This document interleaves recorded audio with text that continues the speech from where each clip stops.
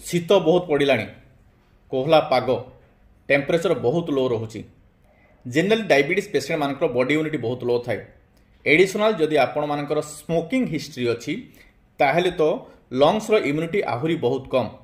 तो ए वेदर रे कि मोर सजेशन आपण मानकू मॉर्निंग वॉक करवा उचित नुह। जदि निहाती करिया पई चाहूछते ताहले बॉडी को प्रॉपर कवर करंतु, ग्लोव्स पिंधंतु, फुल शो पिंधंतु, स्वेटर पिंधंतु, मफलर यूज करंतु एवं नाक को कवर करिकी चलंतु कहीं स्मोक भर्ती रहुची तो आपण मानकर लंग्स इन्फेक्शन होबार चांसेस कमी जीवो।